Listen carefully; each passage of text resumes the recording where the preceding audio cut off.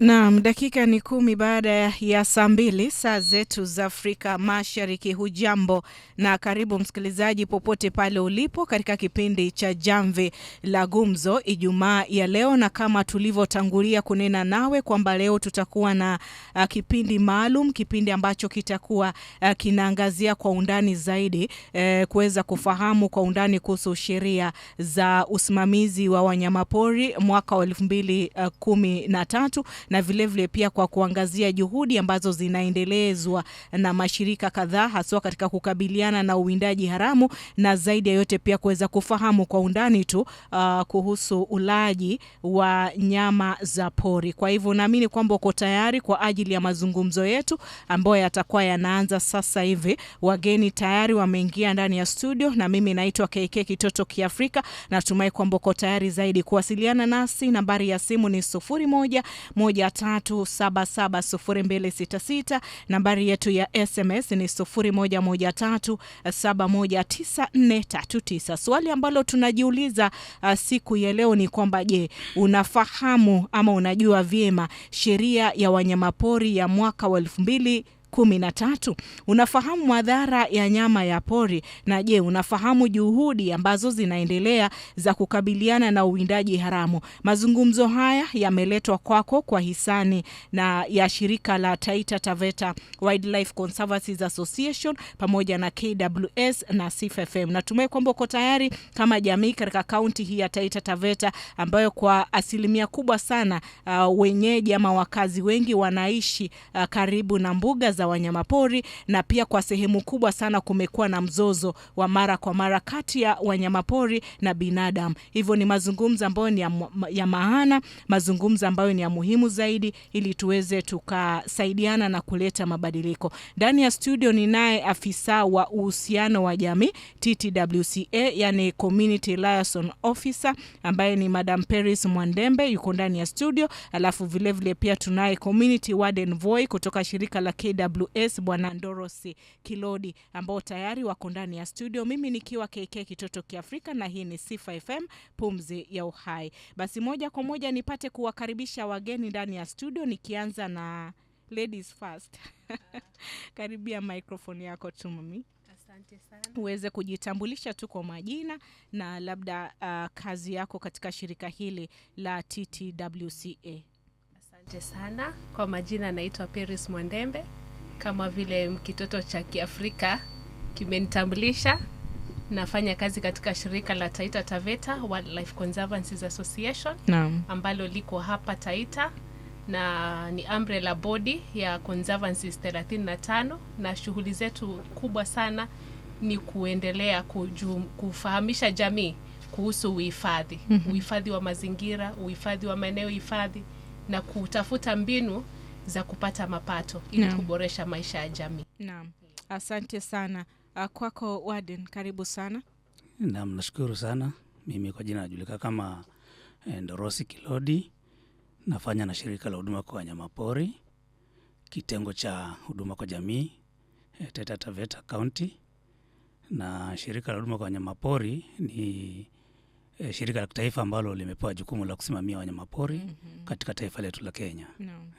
Na asante sana. Na pengine tukianza mazungumzo yetu inakuwa muhimu zaidi, maana tunapozungumza kuhusu uwindaji haramu na tukizungumza pia kuhusu ulaji wa nyama za porini, kuna watu ambao sasa hivi wanahisi kwamba ni mambo ambayo labda yalikuwa ya jadi, labda watu walikuwa wanatumia nyama hizo kitambo, labda siku hizi hazifanyiki. Lakini kama shirika la TTWCA, shirika ambalo pia limefanya masuala ya uhifadhi na mkifanya kwa karibu sana na jamii ambazo zinapakana na mbuga za wanyamapori katika kaunti hii ya Taita Taveta, unaweza kusema vipi taswira kamili kuhusiana na uwindaji haramu na vile pia jamii zinazotegemea nyama za porini katika kaunti hii ya Taita Taveta kwa mtazamo wenu kama shirika?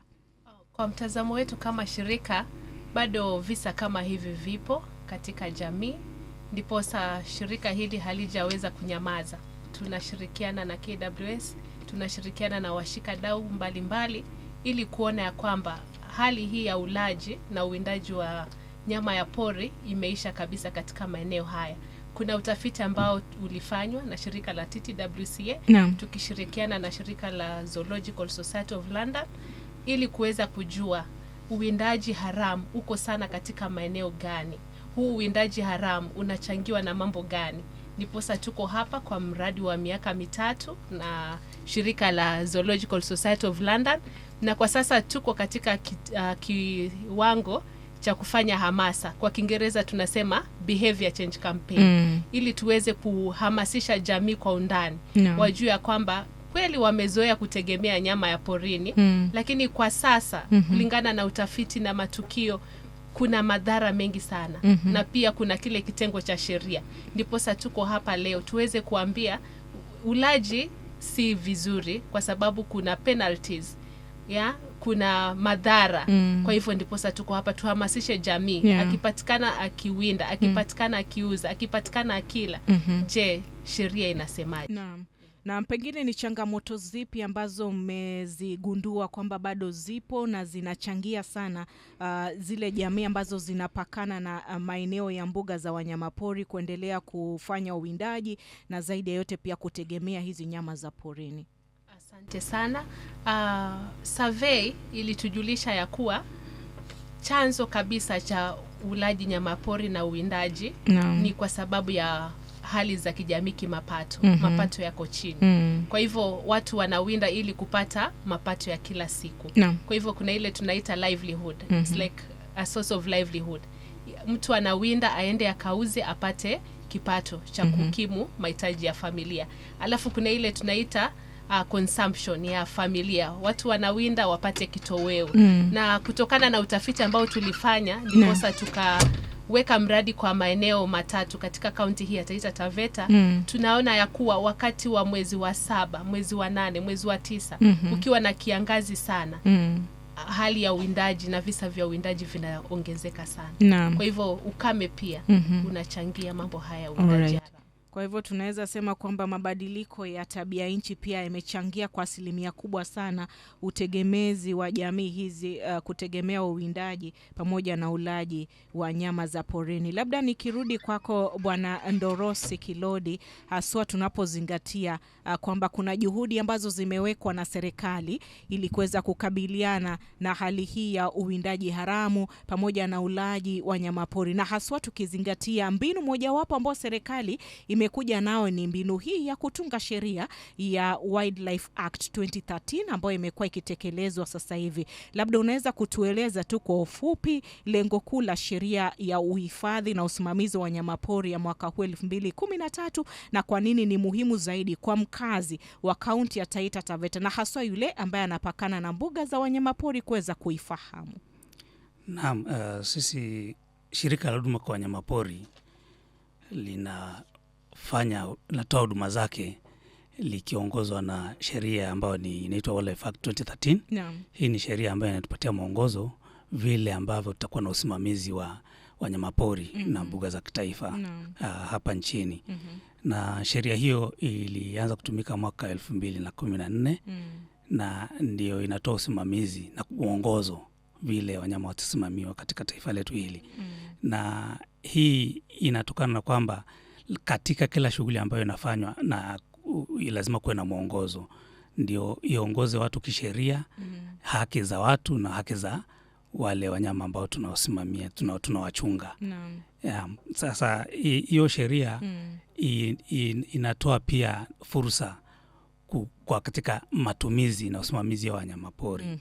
Na pia imepea pia mwananchi haki yake ni gani na jukumu lake ni gani katika uhifadhi.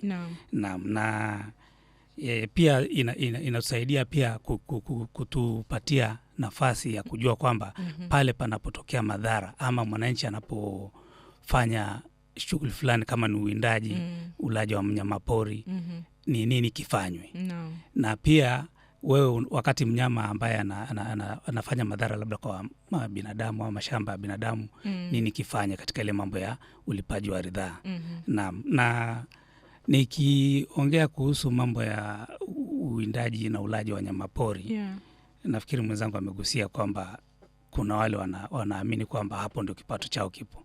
Lakini ukiangalia zaidi utapata kwamba kuna hasara zaidi katika ulaji wa wanyamapori. Kuna hasara zaidi ya faida. Katika miaka yangu ile nimehudumu katika hii shirika la huduma kwa wanyamapori, kwa kweli sijaona mtu ambaye amefaidi katika ulaji ama utumizi wa nyama za pori ama uwindaji kwa ujumla.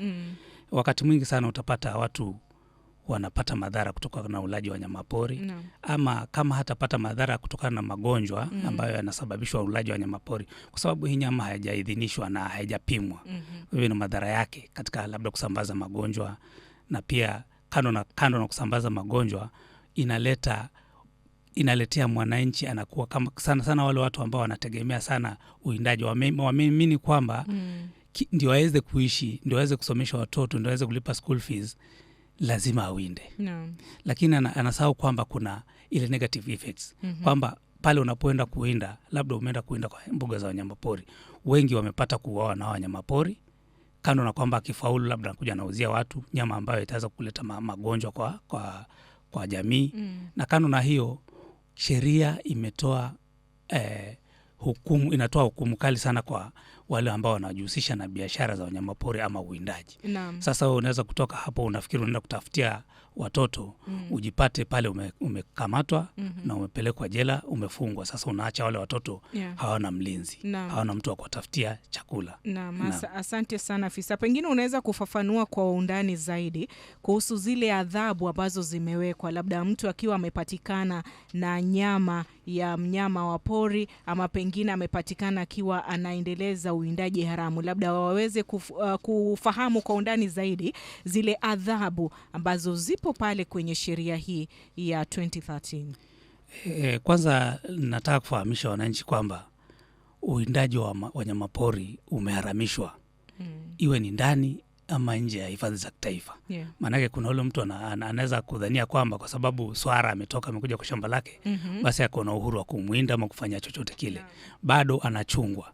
Maanake sheria imetupatia fursa ya kuchunga ama kusimamia wanyamapori popote pale walipo, wawe kwa hifadhi za kitaifa ama hata kwa mashamba ya watu binafsi.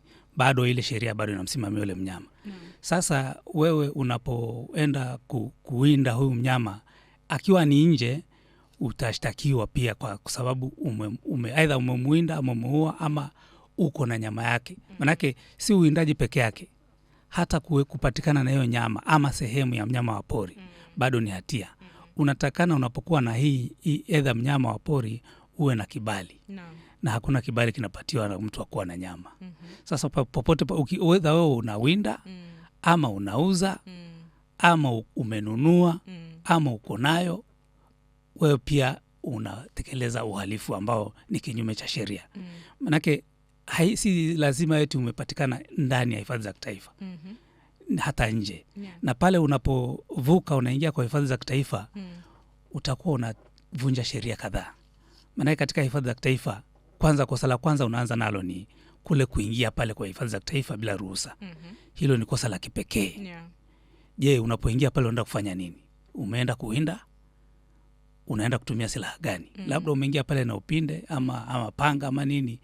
Kule kuingia na zile silaha pale bado ni kosa lingine. Wewe umeingia, huna kibali, ni kosa. Umeingiza silaha, ni kosa.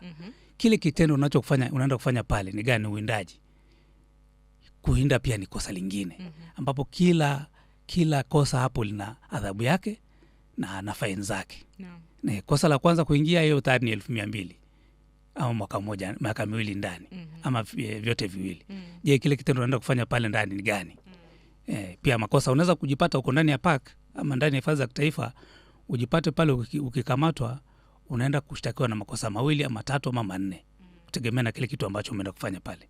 Kwa hivyo kwanza kuwa ndani ya hifadhi za kitaifa hairuhusiwi mpaka uwe na ruhusa. Kile kitu kina ruhusa ambayo inaruhusiwa pale, kitu ambacho inaruhusiwa pale kwa hifadhi za kitaifa ni utalii peke yake. Vitendo vingine ambavyo vinafanyika pale ni kinyume cha sheria unless una kibali. ndio unaruhusiwa kuwa pale. Na asante sana. Nashukuru. Kuna sehemu umezungumza ukasema kwamba labda huyu mtu anaweza kuwa kuna swara na yule swara amekuja kwa shamba lake. Wengi wanahisi kwamba kama amenikujia mimi basi ina maana kwamba sasa mimi nimepata nini? Nimepata nyama. Lakini natumai kwamba afisa ameeleza wazi kwamba sio lazima ufike kule ndani, lakini hata akifika pale shambani nyumbani kwako ukamuinda, ukamchukua kama nyama bado ni kosa. Sasa tukisalia hapo afisa, haswa kwa kuzingatia haya makosa mengine madogo madogo. Kuna wengine labda unahisi pengine wameingia kwenye msitu ama wameingia kule porini kwa sababu ya shughuli zingine mbalimbali ambazo pia wanafanya. Sio kwamba labda ameenda kuwinda, lakini labda ameenda kutafuta kuni. Kuna watu wanaenda pale kutafuta kuni. Kuna watu ambao wanaenda pale kutafuta ni madawa, labda majani tu fulani ambayo labda yanatumika kama madawa kule kijijini. Je, hawa utaweza kusema kwamba wanalindwa vipi kisheria, ama labda bado wamevunja? Wameenda pale labda wanatafuta kuni, wengine wanaenda kuchoma makaa, wengine wanaenda kukata miti. Mambo kama hayo unaweza kuzungumzia vipi haswa kwa kuzingatia sheria hii? Nashukuru kwa swali lako ambalo ni muhimu sana. Kama nilivyotangulia kusema ni kwamba sheria ambayo tunatumia inaharamisha vitendo vyote kando na utalii katika mbuga za kitaifa. Sasa wewe unapoenda pale kutafuta kuni ama hata kutafuta madawa, hicho ni kitu ambacho hakiruhusiwi. Tunaruhusu, lengo letu ni kuhakikisha kwamba zile hifadhi zimehifadhiwa katika hali yake ya asilia. Hatuondoi wala kuongeza. Kwa hivyo hata kuni haziruhusiwi. Maanake wewe unapoenda kuokota pale kuni, kuna mnyama ambao unamdhuru. Kwa mfano kuna mchwa. Kuna wanyama wanategemea ile miti ambayo imekufa inakuwa ni pato lao la chakula, ama inakuwa ni mahali pao pa kujificha. Sasa wakati wewe unatoa pale, unakuwa kuna viumbe ambavyo unavidhuru. Na pia inaweza kuwa ni pale ni ndege amepata nafasi yake ya kuweka mayai yake pale, ama kuna mnyama pale ndio mahali ambapo anapata mahali ya kuficha watoto wake pale. Unapoondoa hile, unaondoa ile asilia ya ile hifadhi. Kwa hivyo ndio maana tunasisitiza kwamba hakuna kuondoa ama kupunguza. Iwe ni nyasi, iwe ni miti ambayo mnaitumia kama kuni pale kwa hifadhi za kitaifa, hizi shughuli zote haziruhusiwi. Ndio maana tunaruhusu utalii peke yake. Ndio maana hata ukienda kwa mbuga za kitaifa utapata ya kwamba kama unaendesha gari lako huruhusiwi kutoka nje ya barabara. Unatakana uwe pale kwa barabara, na aidha ufike mahali sehemu ambazo umeruhusiwa kutoka ama kusimamisha gari lako peke yake. Unapotoka kando na zile barabara unakuwa unavunja sheria, kwa sababu kuna sababu ya kufanya kwamba haturuhusu kila mtu kutembea kila mahali, ndio uweze kuhitilafiana na yale vile viumbe ambavyo viko pale. Naam. Alright, asante sana. Nikirudi kwako Madam Paris, katika juhudi zenyu kama shirika la TTWCA, mmekuwa mkitoa hamasa kwa jamii hizi ambazo zimekuwa zikitegemea sana uwindaji haramu na pia kutumia nyama hizi za pori kujitegemea kimapato. Pengine unaweza kuzungumza vipi kuhusiana na hamasa ambazo mmekuwa mkizitoa?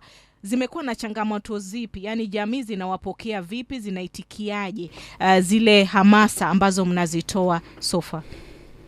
Okay, asante sana.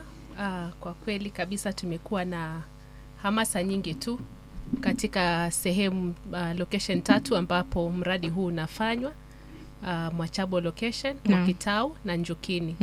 Kwa hivyo tunafanya hamasa tukishirikiana na area chiefs ambazo tunaziita chief baraza.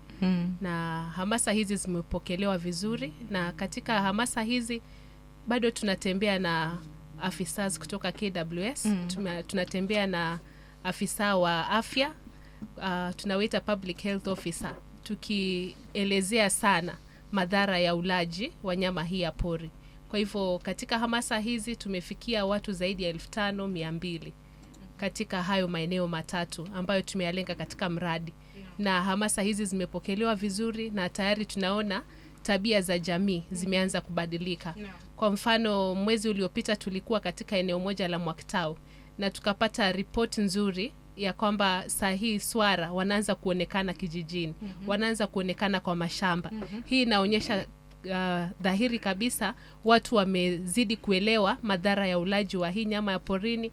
Watu wameelewa hizi sheria vile zinafanya kazi na watu wanatafuta njia zingine za kupata mapato. Kwa hivyo hamasa zinapokelewa vizuri na tayari tunapata report ya kwamba kuna mabadiliko yanafanyika. Naam. Asante sana. Na tukisalia tu hapo kwa sababu kuna mvutano uliopo na ulizungumzia swala hili kwamba ndio changamoto kubwa na labda sababu ambayo inachangia umaskini. Kwamba jamii kwa sababu ya umaskini na kila mtu anatafuta angalau tamu, yani kitu tamu, sije kwamba unakula mboga za majani kila siku. Watu wanatafuta pia protein, watu wanatafuta pia nyama na wanahisi hii itakuwa rahisi zaidi kuliko ile ya kununua pale dukani. Pengine katika hizi hamasa kuna zile alternatives ambazo sasa hizi jamii zinapewa kwamba kando na kutegemea nyama za porini kama protein, unaweza pia kutegemea chakula tofauti ambacho bado kitachangia lishe bora kwako wewe na familia. Asante sana. Tumekuwa na hamasa kama hizo, tukitembea na nutritionist. Kwa Kiingereza tunamuitaje huyu? Maafisa wa lishe. Lishe bora. Yeah. Kwa hivyo tumekuwa tukizungumzia hizo alternative proteins na katika maeneo ya Njukini ambapo ni eneo moja tunafanya mradi huu, watu wamepokea kabisa kupanda maharagwe. Na watu wanawekeza katika vikundi vya akiba na mikopo, wanaweza kupata loans kutoka kwa hizo vikundi, wakanunua mbegu nzuri ya maharagwe, wakakodisha mashamba, wakaongeza ili kupata aina mbadala ya protein. Pamoja na hiyo pia tumeweza kupatia wanachama 79 mbuzi za Gala Goats. Tukiangalia picha kubwa ya kwamba baada ya miaka mingi zaidi ama baada ya miaka 2-3 mbuzi hao wataweza kuzaana. Na hapo watu watakuwa wanapata maziwa. Kuna wengine pia tumeweza kuwasaidia katika mradi wa kuku. Hapo watapata nyama nzuri ya kuku, watapata mayai. Kwa hivyo swala hili la protein mbadala tunaendelea kulifanyia kazi ili watu waache kabisa kutegemea nyama ya porini. Naam, asante sana msikilizaji, habari ndio hiyo umeipata. Natumai kwamba unazidi kufuatilia mazungumzo yetu. Nambari ya simu ni 0113770266. Kumbuka ujumbe wako mfupi ni 0113719439. Endapo una swali kwa wageni wetu, basi muda ndio huu wa kuuliza maswali yako tukiendelea kusonga mbele. Naitwa KK Kitoto Kiafrika na unazidi kutegea Sifa FM, pumzi ya uhai. Sifa, hello. Hello Sifa. Hello. Hello, tunazungumza na nani? Huyu ni Papa Mohouse. Yes, Papa Mohouse. Karibu Huyu sana. ni Mwanyumba. Tandorosi, habari? Nashukuru, jambo. Huyu ni Mwanyumba huyo Karibu sana. Ndio ulikuwa unafanya naye hapa. Nashukuru sana kwa nyinyi kufika katika studio. Nataka kuchangia jambo moja. Ni kwamba hata wengi hawana sababu ya kuwa wanyama. Najua kuna kitu inaitwa influence. Kuna mtu amekuwa tu amezaliwa akakuta baba yake anawinda. Yeah. Sasa hajishughulishi na kazi yoyote ile, kwa tu anajishughulisha na kazi kama hiyo tu, mara anachukuliwa, wanaenda wanatega waya. Yeah. Kesho anakuja. Basi katika shughuli hiyo, huyu kijana hata unakuwa kukuta wengine wanakataa shule, hata wataki kujua kama shule inamsaidia. Wanaingia moja kwa moja kwa pori. Wanaanza kuwinda.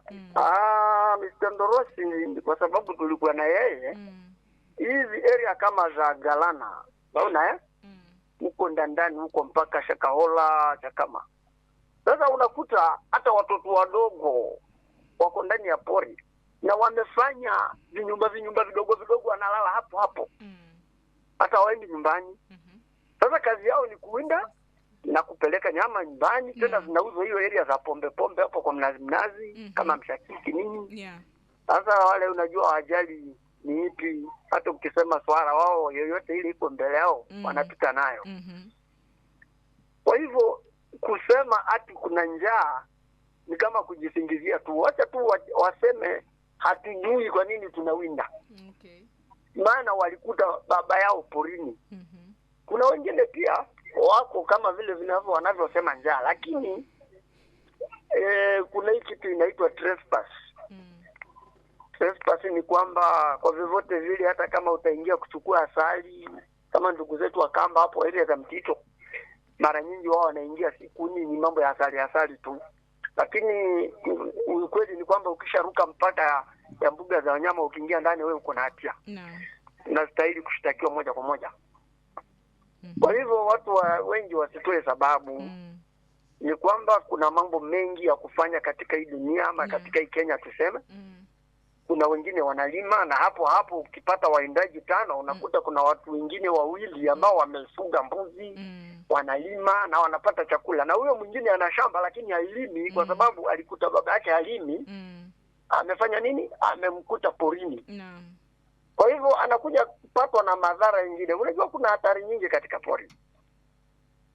Kuna hatari nyingi. Mnyama mwenyewe yule unayemuinda anaweza kukumaliza. Kwa sababu usiseme unalinda swara, kumbe simba alikuwa anawinda huyo swara, na wewe ukifika wafuatana naye, kumbe simba anakufuata. Kwa nini wafuata chakula yangu? Sasa si askari ni simba. Anatetea nyama. Kwa hivyo ile titiko ni kwamba watu waache. Watu waache kwa sababu hatari nyingi zinatokea, mbali na magonjwa, mbali na nyingi. Nyoka, unasikia mwingine ameumwa na nyoka, ameenda kunywa ndani ya mbuga. Alafu anaanza kutafuta sababu ya kuhepa kwamba nilikuwa ndani ya nyumba yangu, na kumbe alikuwa ameingia huko ndani. Asante. Ile kitu nitasema kwa wale wanahusika, kama vile Mr. Ndorosi pamoja na huyo mwingine wako naye, mikutano tu ifanywe, wahamasishwe. Tumekuwa tukihamasisha watu wapate kujua umuhimu wa hawa nyama na hatari za kuingia ndani ya mbuga. Hatari kwa sababu kuna hatari nyingi sana. Ili isije ikawa pengine unakuta mtu ameenda kumwana nyoka hapo, na unajua hizi nyoka hailipwi. Sasa unasema amenionea sijui nini. Kama haki haikubali. Asante sana Mwahouse. Alright, nashukuru zaidi. Natumai pia ameeleza kwa undani zaidi kama mtaalam pia ambaye amehusika pakubwa katika juhudi hizi na harakati za kulinda wanyamapori. Lakini kuna swala ambalo limejitokeza pale kuhusu watoto. Maana mara nyingi hamasa zikitolewa na watu wakiitwa kwenye hamasa, unakuta ni wazee na kina mama na kina baba na hata vijana, lakini unakuta hao watoto wadogo wanaachwa nyuma. Na alivyosema Mwahouse kwamba unakuta katika jamii na familia nyingi watoto wamehusika pakubwa sana pia katika uwindaji haramu. Je, ni mfumo upi ambao unatumika kuhakikisha kwamba hao watoto pia wanakuwa kwenye safari hii ya kuweza kupata ufahamu na kuweza kuelewa zaidi madhara ya ulaji wa nyama hizi pori? Na je, mtoto naye akipatikana, sheria inasemaje kwamba na yeye pia hizi sheria zitamkuta kama vile sawa na yule mwingine, ama inakuwaje? Nikianza na Paris. Asante sana. Watoto hatujawaacha nyuma. Tumekuwa tukishirikiana na shule pia. Mwaka uliopita tuliweza kufikia shule 12 hapa Taita Taveta County. Tukifanya hamasa kuhusu uhifadhi. Pia tunaendelea kuwajulisha madhara ya ulaji wa hii nyama ya pori. Na mwaka huu Januari tumefikia shule moja, Mwakitao Primary, tulifikia watoto wengi tu zaidi ya 1000 tukiwajulisha madhara ya ulaji wa nyama ya pori. Na pia tukienda katika hizi shule tunaenda pia na public health officer. Tunaonyesha watoto video kuonyesha picha ya mtu ambaye alienda akawinda akapata majeraha. Mtu akienda huko akipata pengine wale mbwa mwitu, madhara kama ya rabies na vitu kama hivyo. Kwa hivyo watoto hatujawaacha nyuma. Na pia kuna idadi zaidi ya watoto 1000 pia tuliwapeleka Savo East na Savo West. Tukawapeleka katika haya maeneo hifadhi ili waweze kuona wanyama pori na ule uzuri ulioko katika haya maeneo hifadhi ili kubadilisha mtazamo wao kuhusu uhifadhi. Kwa hivyo watoto tunawashirikisha pia. Alright. Asante sana. Labda upande wa KWS, kwa namna gani mnashirikisha watoto, na je, sheria inasemaje kwa yule mtoto ambaye yuko chini ya miaka 18 na labda amepatikana ameshikwa na bidhaa yoyote ambayo ni ya mnyama pori ama pengine amepatikana kiwinda? Naam, sisi kwanza nataka nifahamisha wananchi kwamba kazi yetu si kushika yule mhalifu peke yake. Kazi yetu pia ni kuelimisha. Ndio maana unapata tumefanya mikutano mingi sana kuelimisha jamii umuhimu wa uhifadhi na madhara ya uwindaji na matumizi ya nyama za pori. Naam, so tumefikia wananchi wengi na juhudi hizi zinafanywa kila mahali. Tunakuwa na mikutano mingi sana ya kuelimisha wananchi na kuwawezesha kujua zile sheria zinasema na madhara yake.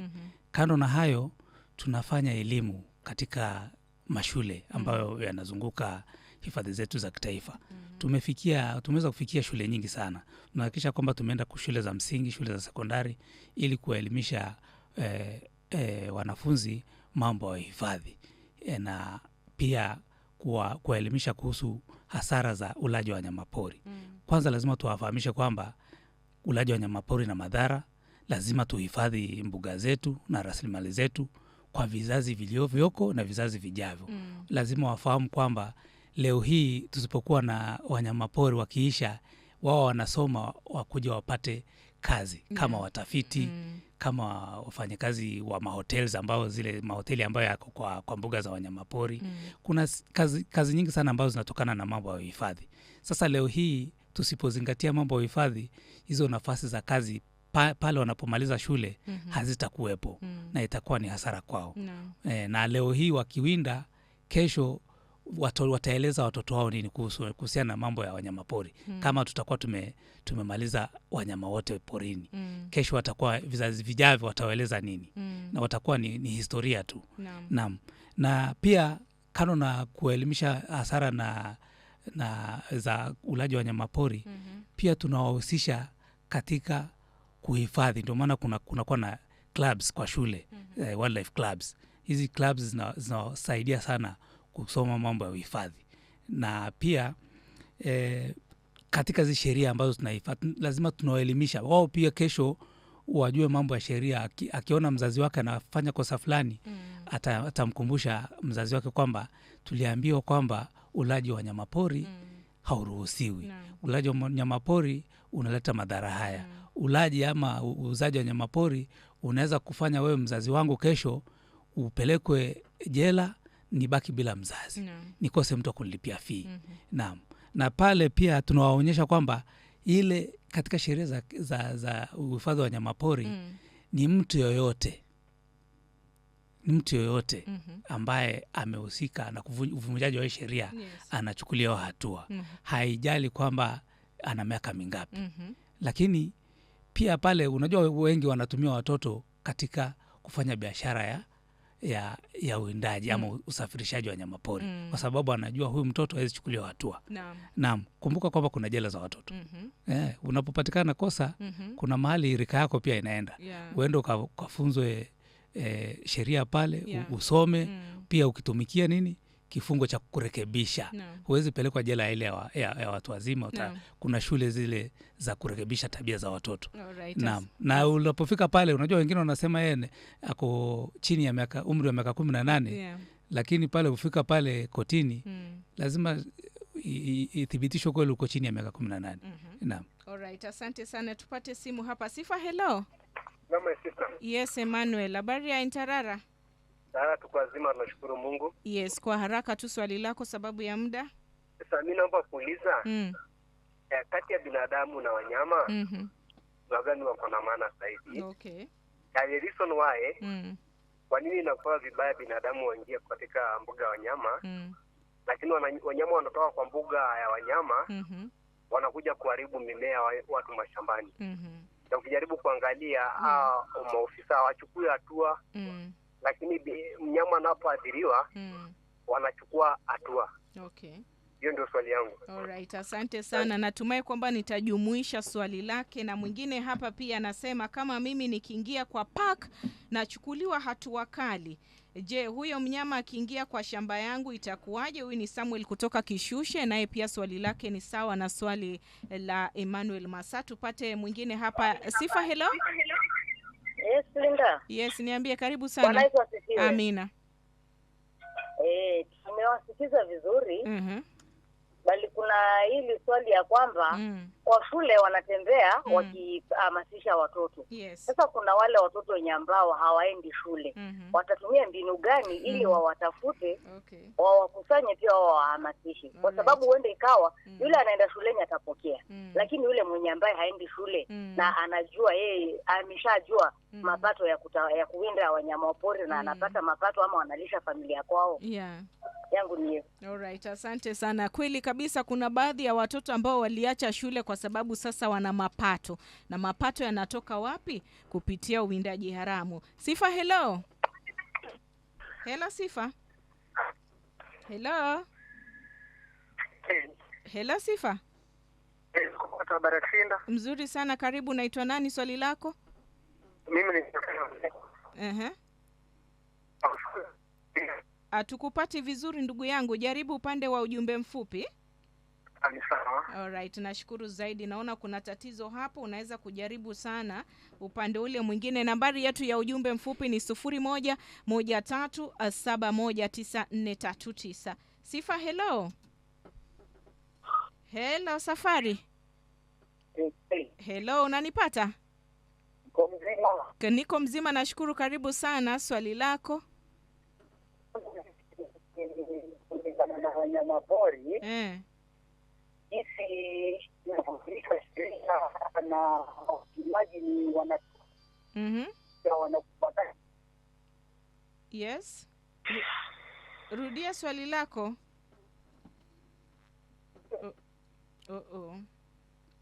Pole sana, kuna tatizo tena hapo kidogo. Dakika 46 baada ya saa 2 saa zetu za Afrika Mashariki, nitawapa maafisa wetu waweze kujibu swali. Natumai kwamba walikuwa wananakili. Naamini kwamba swala hili ni swala ambalo limeulizwa na wananchi wengi. Wengi wanahisi kwamba KWS ama shirika la KWS limewathamini sana wanyama kuliko binadamu, haswa tunapozungumza kuhusu mgogoro kati ya wanyamapori na binadamu. Zaidi ya yote katika kaunti hii ya Taita Taveta, ni swala ambalo limekuwa ni la mvutano, tena swala nyeti zaidi. Unalizungumzia vipi afisa? Nashukuru kwa swali hilo, swali nzuri, ni swali ambalo limeulizwa mara kwa mara. Lakini nataka kufahamisha wasikilizaji ya kwamba kwanza shirika la huduma kwa wanyamapori vile nilitangulia kusema ni shirika ambalo linasimamia wanyamapori kwa niaba ya wananchi wa Kenya. Si kwa niaba ya shirika la huduma kwa wanyamapori. Sisi ni watumishi wa wananchi wote wa Kenya. Tunasimamia hawa ama kulinda wanyamapori kwa niaba ya taifa la Kenya na ulimwengu mzima kwa ujumla. Na wakati tunafanya haya, tunatumia ile sheria ambayo imetungwa na bunge. Bunge wako, bunge wangu na bunge wote. Ndio wamekaa wakatunga hii sheria, wakasema hivi ndivyo wanyamapori watasimamiwa katika taifa letu hili. Na hakuna kile tunachotenda nje ya sheria.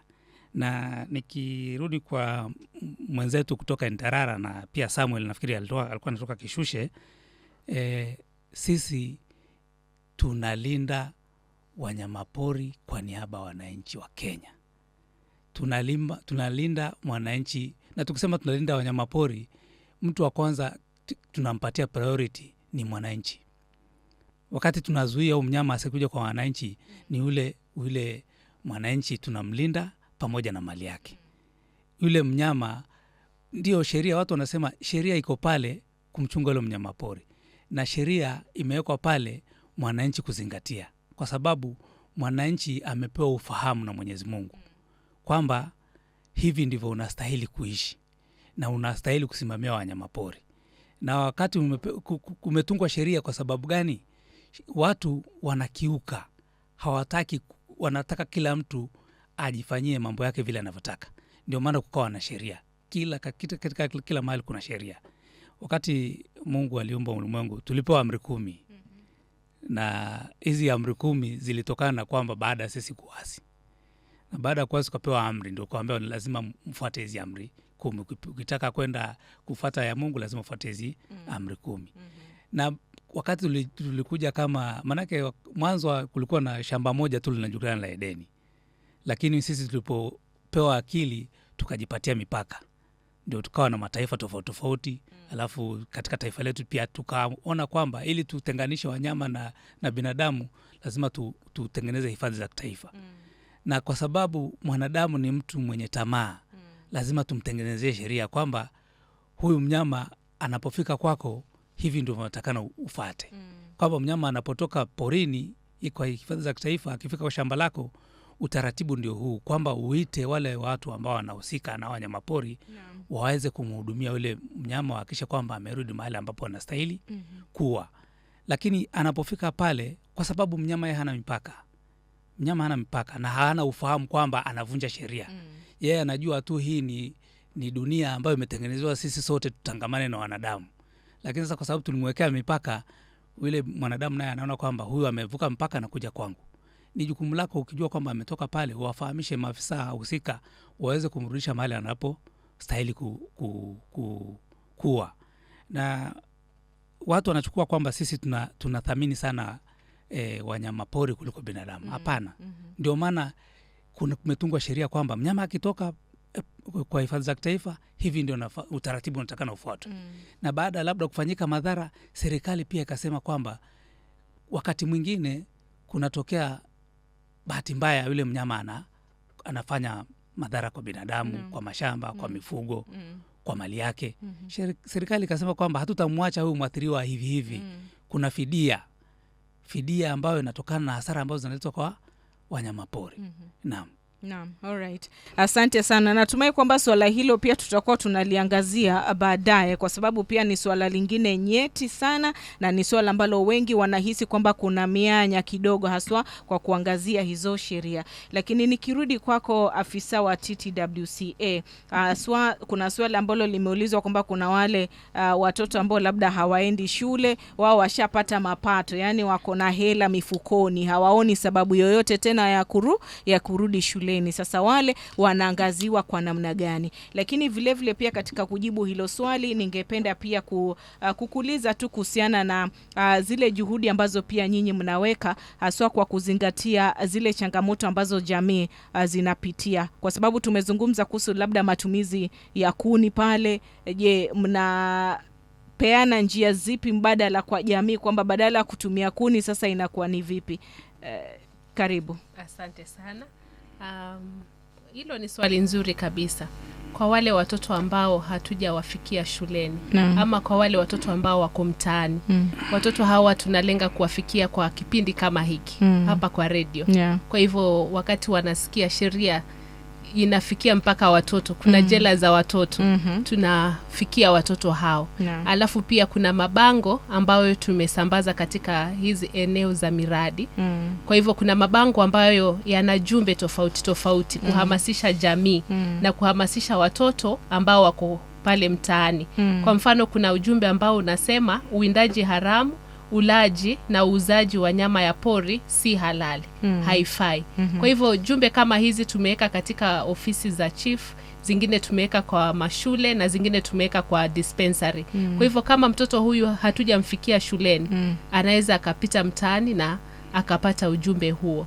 Na kwa kuzingatia hizo changamoto ambazo jamii wanapitia kama huo utumiaji wa makaa, tunahimiza sana utumiaji wa hizi mbinu zingine za energy kama vile solar energy na hizi gases zingine. Japo si kitu ambacho tunaweza tukafikia kwa haraka, maana watu wana uzoefu wa kutumia kuni. Lakini kama unatumia kuni, kuna ile ya kutumia sustainably. Unaweza ukawa unapanda mimea na hautoi kuni katika yale maeneo hifadhi. Je, wakati wa mvua, wakati kama huu, ni miti ngapi ambapo wewe umeweza panda? Ukiangalia kama ninapata energy yangu kutoka kwa miti, ni miti ngapi ambapo tumeweza panda kwa wakati huu? Kwa hivyo hilo ni swala nzima la kushughulikia na kuendelea kuhamasisha jamii. Pia kuna mambo ya improved jikos ambapo tutatumia makaa kidogo. Mbinu kama hizo zinaweza zikatusaidia kupunguza ule ukataji miti na kupanda miti kwa wingi.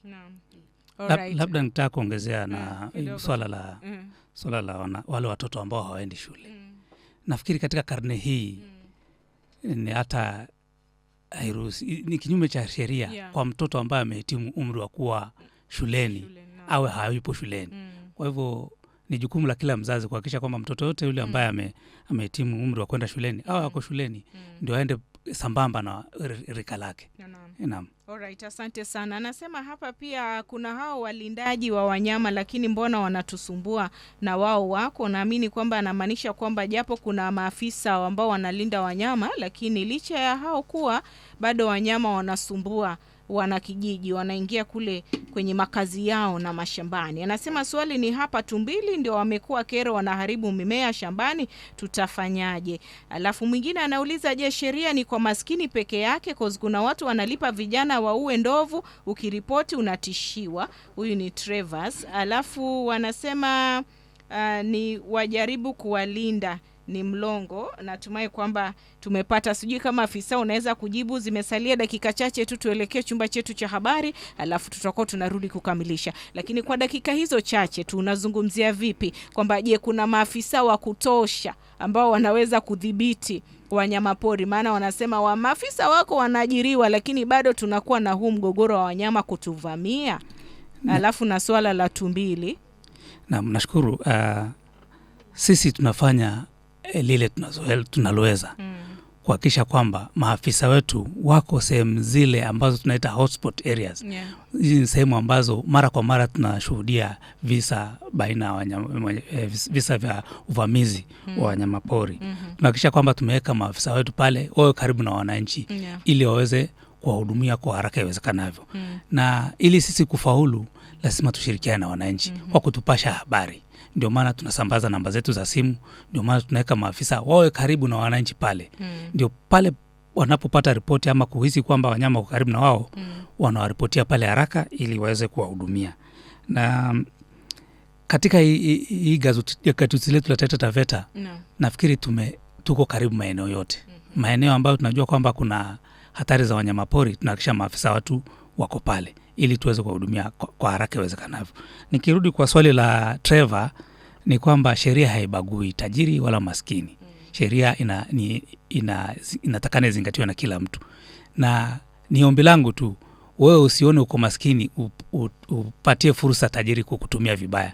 Maana unapopatikana na sheria ukipelekwa pale mahakamani, haitajali wewe ni maskini ama tajiri. Hatua itachukuliwa ambayo kulingana na ile kosa ambalo umefanya. Kwa hivyo tusiruhusu watu kutumia vibaya kwa kisingizio kwamba wao ni maskini. Naam, kuna swala kuhusu tumbili. Natumai kwamba wakazi wengi wa Taita Taveta wamekuwa wakilalamika. Naamini kwamba anazungumza kuhusu fidia, kwa sababu japo kwa sheria ndo naamini labda tukirudi katika awamu hiyo ya mwisho kuangalia kwa undani tu, kwa sababu kuna wale wanyama ambao labda wako kwenye sheria kwamba labda wakikuathiri basi utaweza kulipwa fidia, na kuna wale ambao labda hawajawekwa pale ama hawajatambulika kwenye sheria. Unaweza labda kutufafanulia zaidi haswa kwa kuzingatia swala hilo la tumbili? Naam, sisi vile nitangulia kusema tuko hapa kwa usimamizi wa wanyamapori wote. Wawe ni wakubwa au ni wadogo. Sheria inajumuisha wote pamoja. Pale tunapopata ripoti, iwe ni ya tumbili, iwe ni ya ndovu, ni jukumu letu kuwahudumia wananchi. Naam. Kwa hivyo tumbili kama ameniharibia mimea nitalipwa fidia? Swala nzima la fidia ni swala nyeti. Na vile nitangulia kusema tunaongozwa na sheria. Na katika ile sheria ambayo tunaitumia kuna wanyama ambao wameorodheshwa katika malipo. Kwamba pale anapofanya madhara kwa binadamu ama mali yake, serikali inatoa fidia. Na kwa bahati mbaya tumbili hayuko kwa orodha. Sijui utanipatia nafasi labda kutaja wawili watatu wale wanyama ambao kweli kwa haraka. Kwa haraka tu ni kwa haraka ni kitaja. Kwa kifupi ni wale wanyama hatari. Kama ndovu, simba, nyati, chui, fisi, duma, na wanyama kama gani? Pundamilia, mbwa mwitu. Inategemea ni madhara aina gani. Kama ni mashamba, ndio wanyama ambao kama ndovu wanahusishwa. Kama mnyama kama ndovu wanahusishwa kwa vyote. Maanake ndovu yeye atakula mimea yako, anaweza kuvunja nyumba yako, anaweza kukuua pia ama kukujeruhi.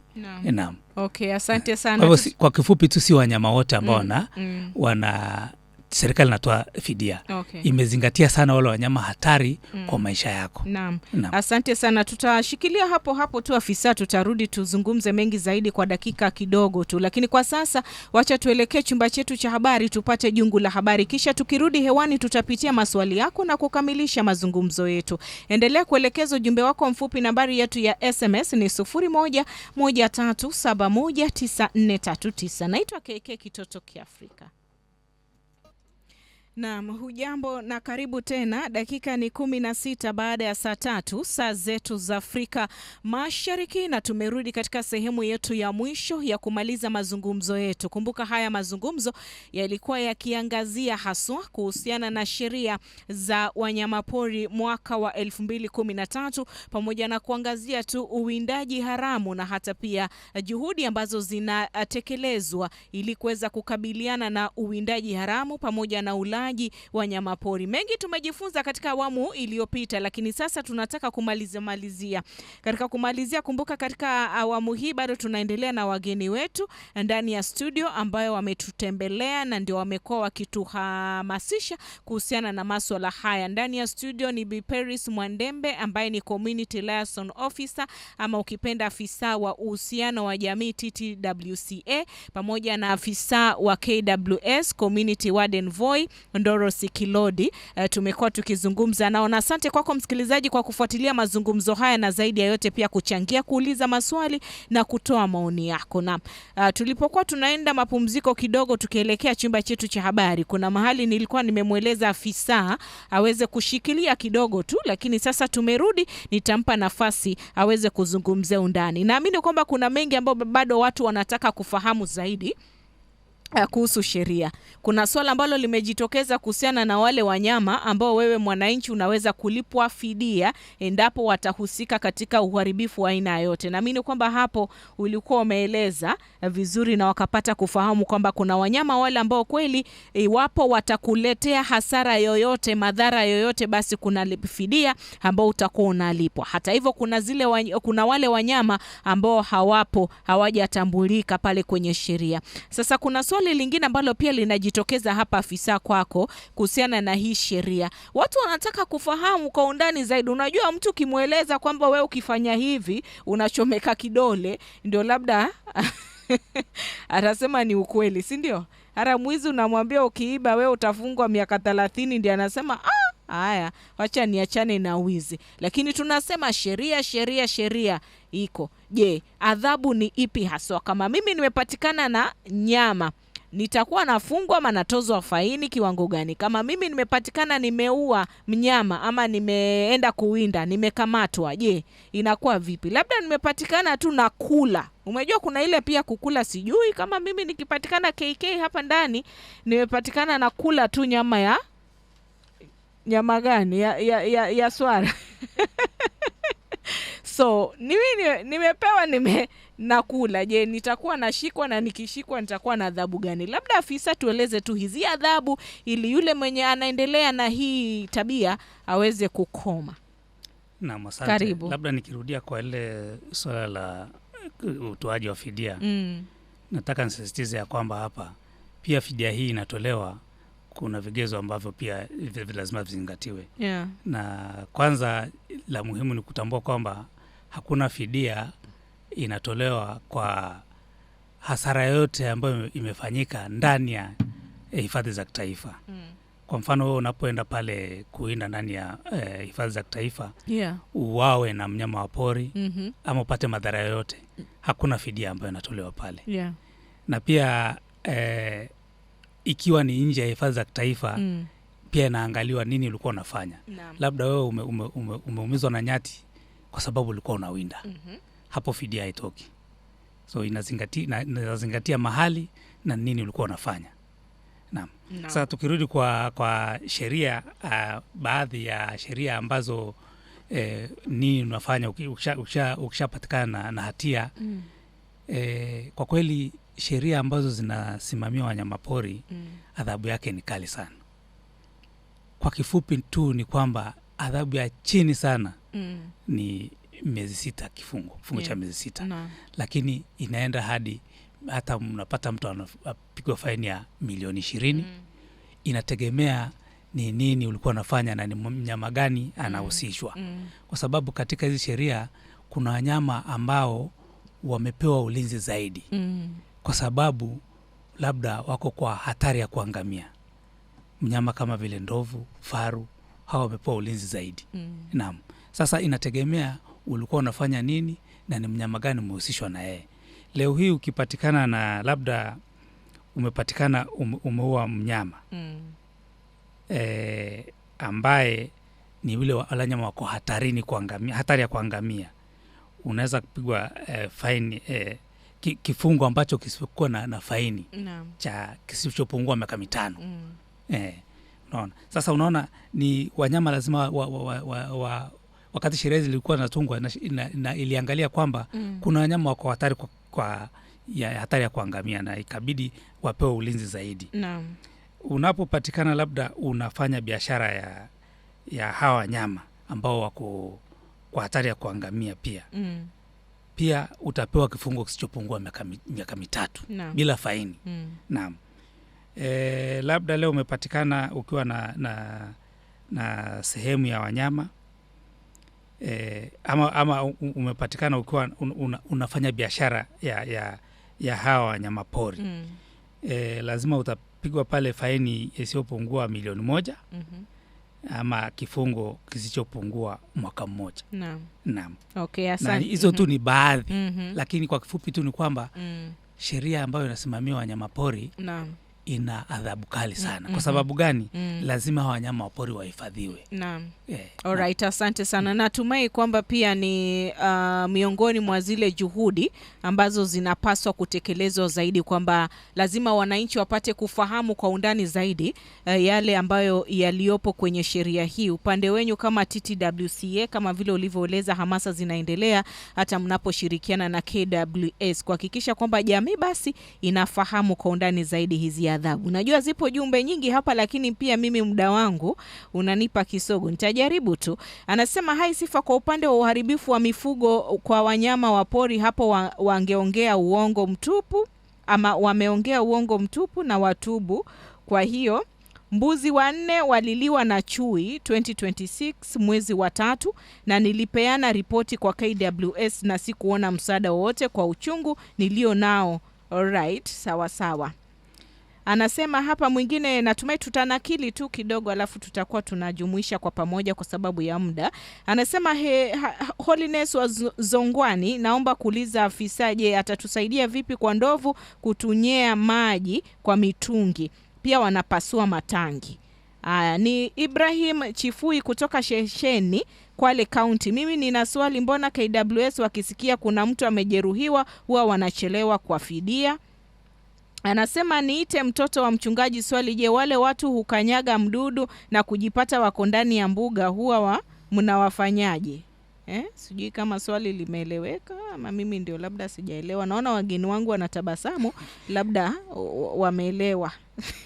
Anasema shabiki mgeni kutoka Chitondo, naitwa Moses Chirima. Alright, huyu sasa anaingia kwa jamvi kidogo tu, talikunjua tu kidogo tu, niko karibu kukamilisha. Anasema je, kuna mahali kwingine kwa kuripoti, cause hata wakifikishwa mahakamani wanahongana, wanatoka wanasema serikali iko mfukoni. Huyu ni Travers. Anasema ikiwa umeshida salama salimia wageni. Swali langu ni kuuliza, kuna wale wako karibu na mbuga za wanyama kama vile Kishushe, Sangenyi, Mwaroko. Najua hapo awali shule zetu zilikuwa zikipewa msaada wa chakula, ili sasa hawapatiwi. Hilo swali unachukuliaje? Ni Mwadime kutoka Sangenyi. Sasa nataka tujumuishe, natumai kwamba wageni wetu walikuwa wananakili. Swala la kwanza limejitokeza hapa, naamini kwamba linajitokeza kuhusu the gaps ambazo ziko kwenye sheria hii, ambao tunaweza kuzungumza na kushirikiana kama jamii na washikadau wote kuangalia kwamba je, tunatatua vipi na tunaweza kuziba mianya hii kwa namna gani. Mianya ya kwanza ilijitokeza kuhusu ile orodha ya wale wanyama ambao watu wanafidiwa. Afisa alishaeleza na zipo sababu, pengine ni juhudi ambazo zitakuwa zinafanywa pamoja na viongozi ili kuangalia kwamba kuna umuhimu wa kuweza pia kuongeza hawa wanyama wengine kwenye orodha. Sijui mara nyoka, mara tumbili. Hiyo ni mianya ambayo iko pale na wananchi wamezungumzia. Nyingine ambayo inajitokeza pale ni katika ile sheria afisa, nataka labda utanisaidia kuhusu hatua za kujilinda, kwamba pia kuna sehemu sheria inafafanua kwamba ndio saa zingine mimea yako ndio imeharibika, lakini watatathmini kwamba je, wewe mwenyewe ulikuwa umelinda ile mimea ama ulikuwa umeacha tu fua. Kwetu tunasema umeacha fua, yani hujali, unasubiri tu labda mnyama akuja haribu alafu wewe uweze kuitisha fidia. Je, wewe mwenyewe ulikuwa umeweka ulinzi wa kutosha? Ni vile tu yule mnyama hakujali ule ulinzi ulioweka, inakuwaje katika hilo swala? Alafu swala lingine ni kuhusu masaa ya kuripoti. Pia naamini kwamba katika kuripoti hizi cases bado kuna gaps ambazo ziko kwenye hii sheria. Unakuta kwamba mtu anafaa kuripoti chini ya masaa mangapi, sijui mara 48 hours ama masaa 24 ama inakuaje? Naamini kwamba afisa utafafanua tu kwa haraka.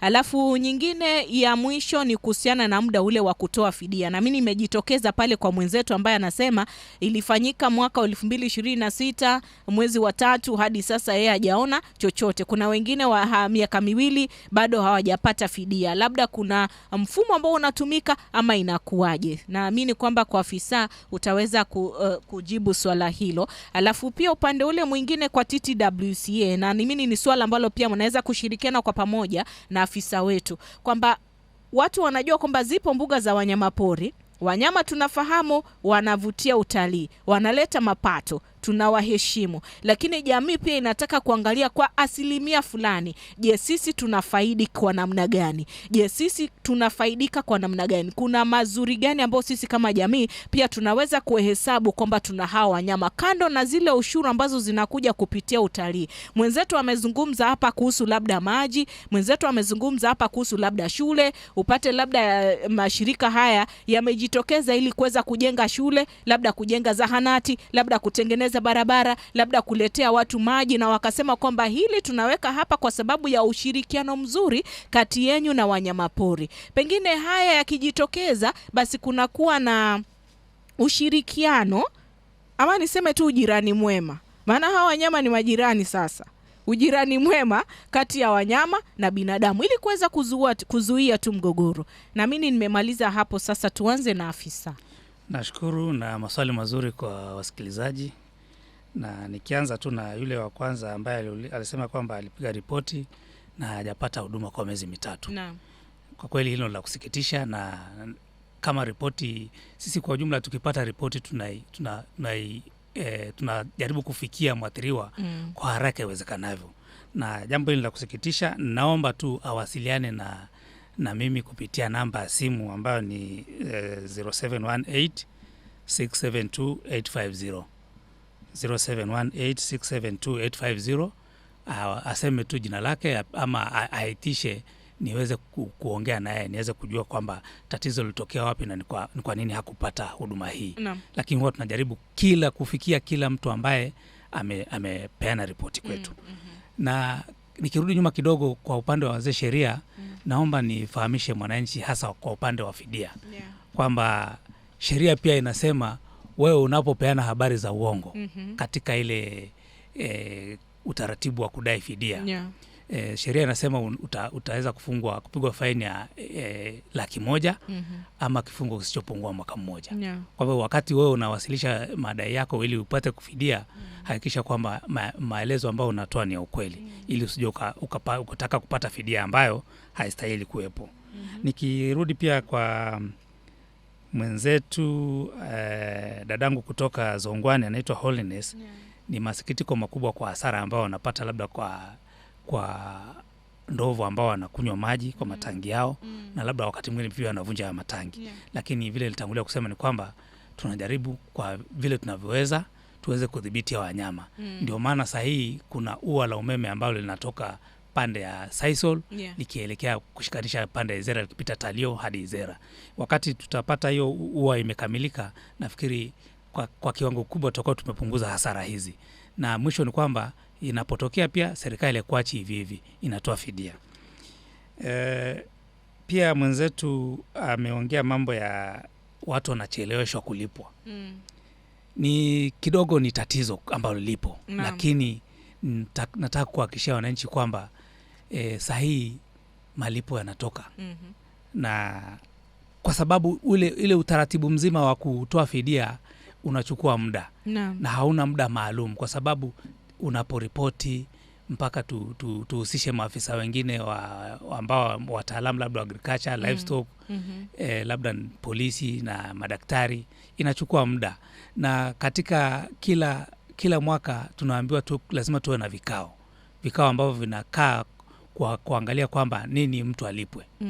Sasa kitambo hii vikao vikae ambao ni vikao hivi vinaitishwa na Wizara ya Utalii na Wanyamapori. Si jukumu letu kuitisha hivi vikao. Ni jukumu la Wizara ya Wanyamapori, la Utalii na Wanyamapori, kwa sababu wao ndio hutoa fidia. Nataka nisisitize hapa kwamba fidia inatolewa na Wizara ya Utalii na Wanyamapori. Na haiwezi kutoka mpaka vikao viitishwe. Na hivi vikao haviwezi kukaa mpaka tupewe ruhusa na wizara. Kwa hivyo hakuna muda maalum ambao nataka kusema kwamba itachukua muda miezi 2 ama miezi 3 ndio uweze kulipwa. So ni utaratibu ambao kidogo unachukua muda, lakini naamini kwamba tunavyoendelea tutazidi kupunguza muda ambao watu wanakaa kungojea kupata hii fidia. Na hivi tunavyozungumza ni kwamba sahihi kuna watu ambao wanapata sahihi kwa kaunti yetu hii tumepata zaidi ya milioni 47 ya kufidia wananchi. Wananchi ni karibu 474 ambao watafikiwa kupata fidia. Hao ni wachache tu. Watafikiwa ama washapata? Sasa tuko kwa hiyo process ya kuhakikisha kwamba tumewapigia simu, wamekuja wametupatia account details zao, zile mahali ambapo pesa zao zitawekwa. Na nasikitika kusema kwamba kuna baadhi ya wananchi ambao hatujawafikia mpaka saa hii, karibu wananchi 94. Na imebidi sasa nihusishe machifu tuweze kusambaza majina yao kwa machifu ili waweze kuwatafuta, waweze kufika kwao kutupatia hizi account details zao. Unajua ndio mwananchi aweze kufidiwa. Hii pesa hailipi taslimu. Inalipwa kupitia kwa akaunti ya mtu binafsi. Na ili sisi tuweze aweze kuwekewa pesa na wizara kwa akaunti yake mpaka tupatie maelezo ya akaunti yake. Na ni sikitiko kwamba wengine hawapatikani. Kwa hivyo watu wajue kwamba pesa hizi zimetoka na watu watafidiwa, lakini inakuja kwa awamu. Wachache pesa inapatikana kidogo, inalipwa wachache, wale waliosalia wanalipwa kwa awamu nyingine. Kwa muda wa miaka 3 hii imepita, watu wamekuwa wakilipwa vizuri sana.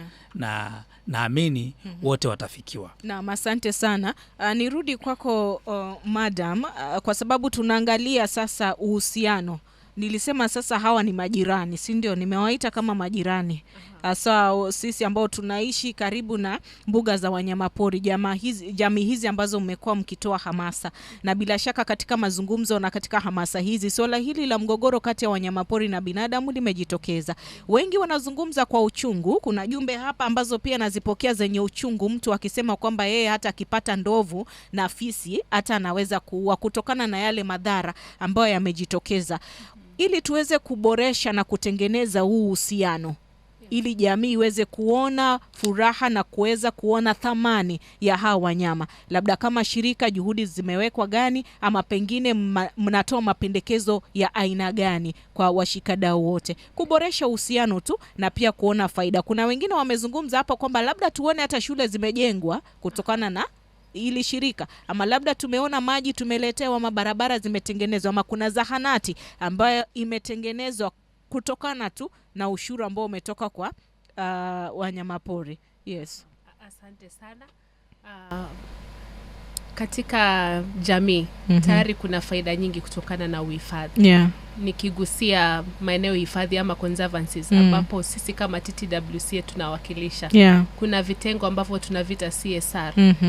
Kuna bursaries ambazo zinapeana kwa communities. Na kulikuwa na feeding programs. Kwa sasa kuna mambo fulani kwa sababu kulikuwa pia na miradi ya carbon ambapo conservancies zingine zilihusika.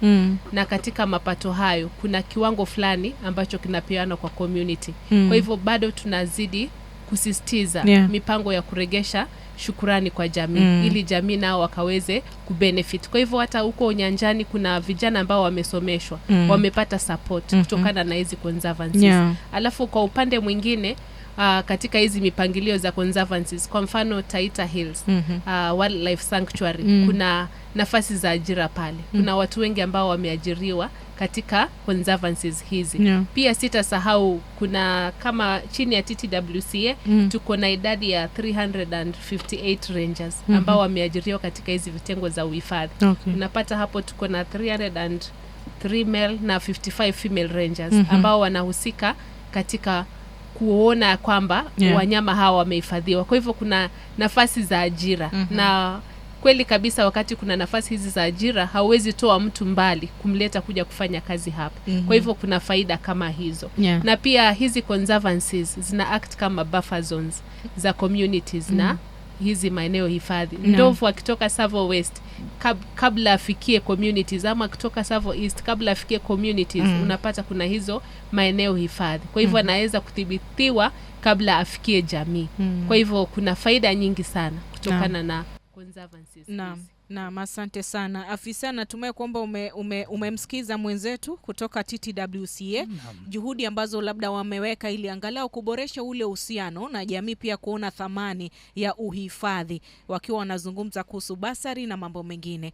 Tukamilishie tu kwa kutueleza upande wenyu kama KWS, ni juhudi zipi ambazo nyinyi mnaweka ili kuweza kuboresha uhusiano na kupunguza makali na uchungu ambao unatoka kwa jamii zinazopakana na mbuga za wanyamapori, kila siku wakitoa ripoti za kuvamiwa na wanyama, maafa na hata pia uharibifu wa mimea na mifugo. Sisi pia hatujaachwa nyuma katika kurudisha mkono kwa wananchi ambao wanazunguka sehemu hizi za hifadhi za kitaifa. Kuna miradi mbalimbali ambayo tumefanya. Tukiwa hapa Voi kuna ndovu clinic. Hiyo ilitokana na mapato ya utalii. Hivi majuzi tu tumefanya ukarabati Maktau Primary. Madarasa yote tumefanya ukarabati. Pale ukienda utafikiri ni shule mpya imejengwa. Ukienda pande za Taveta kuna Jipe Primary, pale tumejenga madarasa 2. Ukienda pale za Njukini huko tumejenga tumechimba kisima. Sasa watu wanapata maji fresh. Ukija pia hapa hivi majuzi tumeshirikiana na shirika la Save the Elephants katika usambazaji wa chakula kwa shule ambazo ziko pale maeneo ya Sagala. Kwa hivyo miradi ipo, tunafanya miradi. Hivi tu karibuni hii greda ya kulima barabara imezunguka maeneo mengi ya Voi ya kilima barabara. Kwa kuna miradi mbalimbali ambayo tunatekeleza. Na ndio kwa sababu ya haraka tu uliuliza swali la ni wakati gani mtu anahitajika kuripoti. Tunahimiza watu wa ripoti uvamizi wa wanyamapori ama uharibifu ambao unasababishwa na wanyamapori isizidi chini ya masaa 24. Ili sababu ya hii ni kwamba ili tuweze kufika pale tuthibitishe kweli mnyama wa pori amehusika na ule uharibifu umefanyika pale ni wa kiwango gani. Unapochelewa unapoteza ule ushahidi. Naam. Na labda la zaidi ni kwamba uliuliza mambo ya nini mwananchi anahifadhi anahitajika kufanya.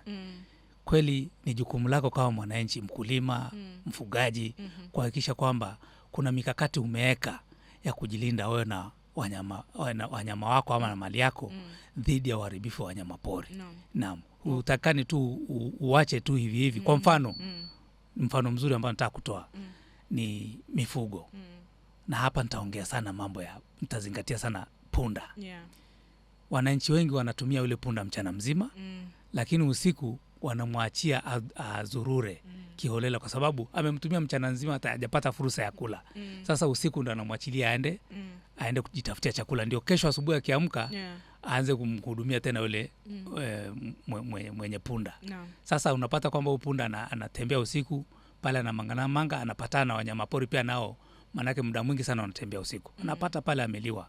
Sasa huyu mnyama hakuna mikakati yote umeweka ya kumlinda. Anakutana na simba ama fisi, anauawa. So ni jukumu la kila mwananchi pia kuhakikisha kwamba anaweka mikakati katika kujilinda yeye na mali yake. Naam, asante sana. Na tukikamilisha nataka tu neno moja kutoka kwa kila moja, haswa maana naamini kwamba hizi juhudi ni za pamoja, zinahitaji ushirikiano wa jamii, washikadau na washirika ambayo yanahusika kwa namna moja au nyingine. Naamini kwamba umuhimu ni katika ile kutoa taarifa tunazisemanga taarifa za siri. Unajua fulani anawindanga analetanga hivi, alinipatia nikaonja kidogo, lakini najua ni ametoa wapi. Je, kuna mfumo kama huo kwamba kuna hizi taarifa za siri ambazo zinaweza kutumika kusaidia katika kukabiliana na uwindaji haramu uwindaji haramu?